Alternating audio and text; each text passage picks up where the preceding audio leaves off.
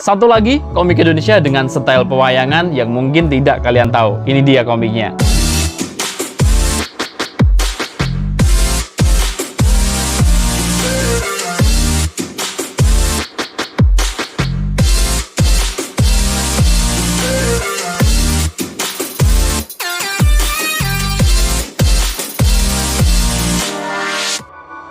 Ya, halo, apa kabar sobat-sobat semua? Ketemu lagi dengan aku Dar di Bookbuzz. Nah, di video kali ini kita masih di konten review. Kali ini gue bakalan review komik Indonesia atau komik lokal kesukaan kalian berjudul Heroic Story of Fasana, seperti yang kalian requestin kemarin ya sobat ya. Komik ini tuh belum lama gue dapat ini ya.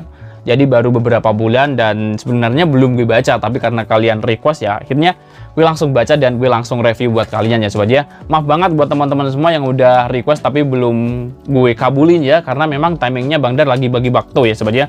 Karena Bang Dar itu pengennya tuh ketika review komik luar ya juga ada review komik Indonesianya, karena kita sendiri adalah bangsa Indonesia ya sobat ya. Jadi Bang Dar pengen kenalin komik-komik Indonesia ke kalian semua gitu sobat ya. Oke, sebelum kita mulai videonya, seperti biasa buat teman-teman semua yang baru gabung di channel Bookbuzz, jangan lupa klik subscribe dan nyalakan notifikasinya biar kalian gak ketinggalan video terbaru dari Bookbuzz.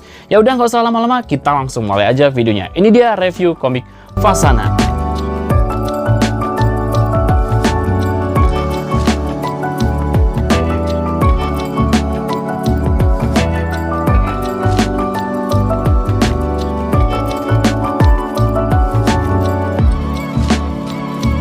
Ini dia sobat komik yang berjudul Heroic Story of Fasana ya sobat ya. Di sini ada subjudulnya Sang Legenda. Kenapa namanya The Heroic Story of Fasana?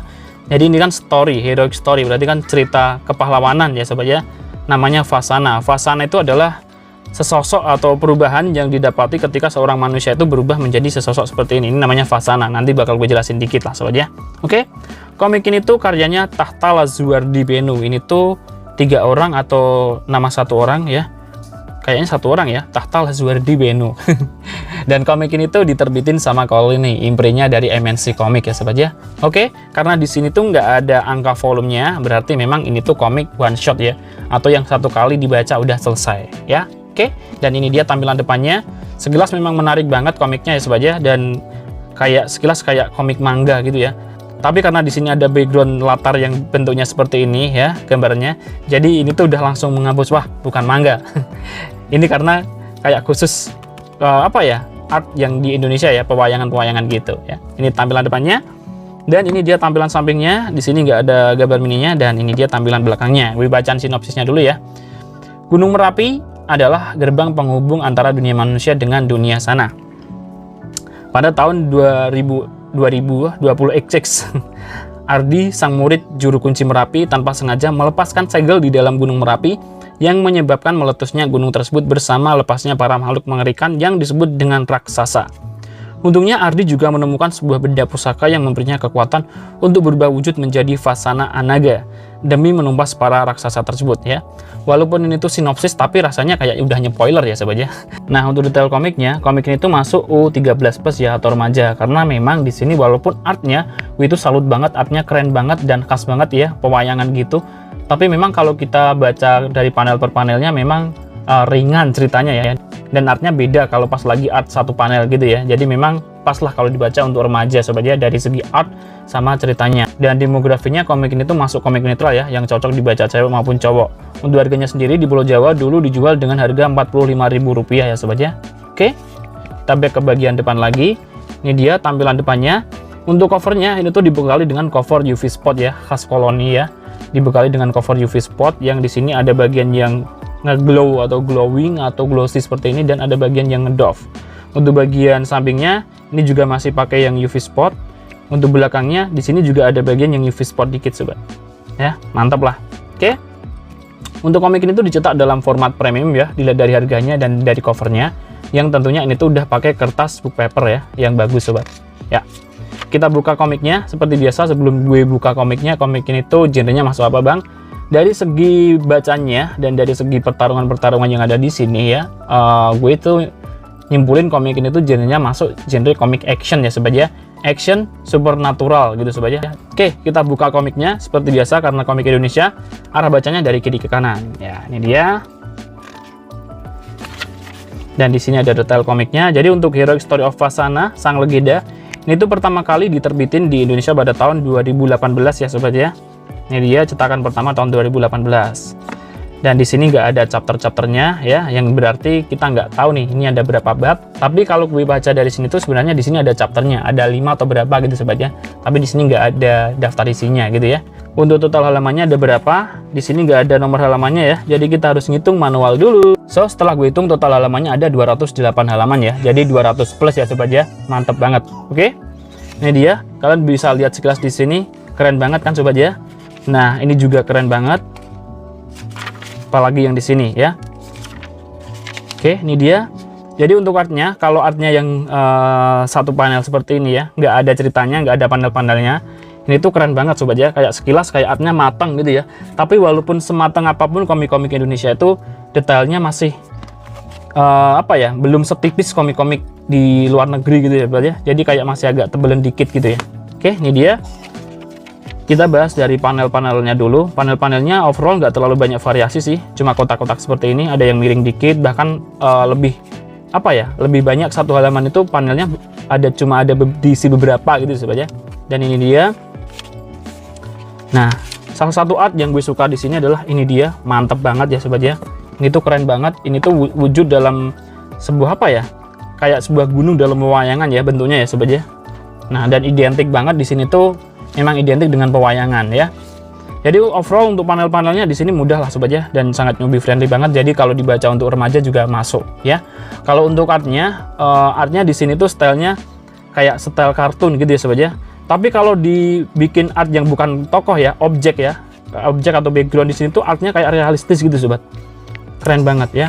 Tapi kalau masuk ke bagian cerita yang ada panel-panelnya seperti ini tuh kayak sekilas kayak kartun lagi yang tokoh utamanya ya sobat ya. Tapi kalau untuk tokoh yang Simbah ini tuh kayak nyata. Oke, ya. Untuk pemakaian tonnya di sini tuh banyak banget ya sobat ya. Keren banget, mantap. Untuk variasinya tonnya ya, variasinya nggak terlalu banyak, tapi pemakaian tonnya banyak banget. Untuk ceritanya di sini juga alurnya maju mundur ya. Jadi ada yang nanti udah maju, kemudian flashback lagi, maju lagi, flashback lagi gitu sobat ya. Dan patchingnya juga lumayan cepet ya. Gue jujur aja baca komik ini tuh satu halaman ke halaman selanjutnya itu cepet banget karena memang patchingnya cepet ya. Cuma karena ini tuh tebel banget ya, jadi ya nggak terlalu nggak terlalu cepat selesainya gitu sobat. Jadi pas lah ukurannya, mantep lah untuk baca komik segini ya sobat ya. Dan komik ini pun juga porsi actionnya juga banyak banget gitu sobat.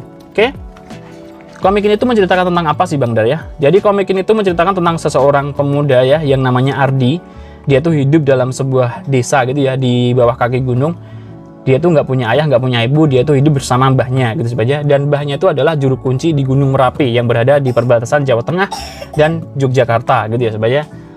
Dan suatu hari si mbahnya tuh meminta Ardi buat jadi penerusnya, tapi si Ardi itu nggak mau gitu ya sobat ya. Dan akhirnya si Ardi itu malah pergi sendirian ke dalam sebuah hutan yang di situ ada sebuah larangan.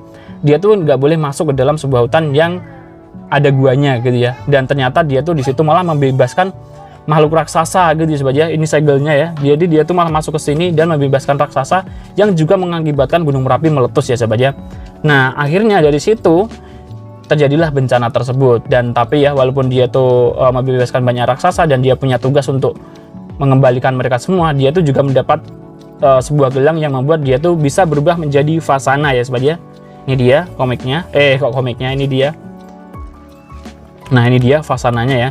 Dan ini tuh namanya Vasana An-Naga ya. Jadi di komik ini tuh nanti bukan hanya satu Vasana aja, ada beberapa ya gitu ya sobat ya.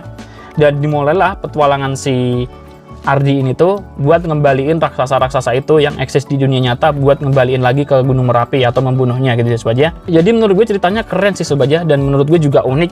Di sini juga kayak sekilas tuh kayak bukan hanya terinspirasi dari pewayangan aja ya, tapi juga menurut gue juga terinspirasi dari kisah Gunung Merapi. Mungkin ini komikusnya berada di Jawa Tengah ya mungkin, atau rumahnya dekat-dekat Jogja gitu sobat ya. Dan istilah-istilah pewayangan di sini mulai dari jurus Pringgodani, Gandewa, ini tuh kan adalah satu senjata penting di tokoh-tokoh pewayangan gitu ya sobat ya. Ini tuh benar-benar terinspirasi dari pewayangan banget ya. Jadi di sini kita dapat kesimpulan bukan hanya Bang Is Juniarto aja ya yang bikin komik tentang dunia perwayangan gitu sobat. Ya, oke, overall seperti inilah sobat komiknya. Kalau dibilang ceritanya unik atau enggak, ceritanya menurut gue unik ya. Kalau mudah ditebak atau enggak, ini menurut gue masih mudah ditebak ya, karena memang di sini dikhususkan buat remaja ya sobat ya. Jadi memang ceritanya ringan, nggak terlalu berat gitu ya sobat ya, nggak terlalu banyak adegan bunuh-bunuhan nggak. Jadi ceritanya memang ringan gitu aja. Oke, ini dia salah satu art yang keren-keren di sini. Sekilas kayak Fasana itu bukan kayak tokoh magis, tapi sekilas malah kayak robot gitu ya sobat ya. Oke, gue bacain di bagian belakang di sini. Ini ada info penting ya. Jadi untuk komik ini tuh pertama kali itu udah dibikin pada tahun 2011 ya. Bahkan untuk bisa masuk ke kolon itu dia butuh waktu 6 tahun ya. Baru 2017 disetujui ya. Ini dia sedikit bocorannya ya.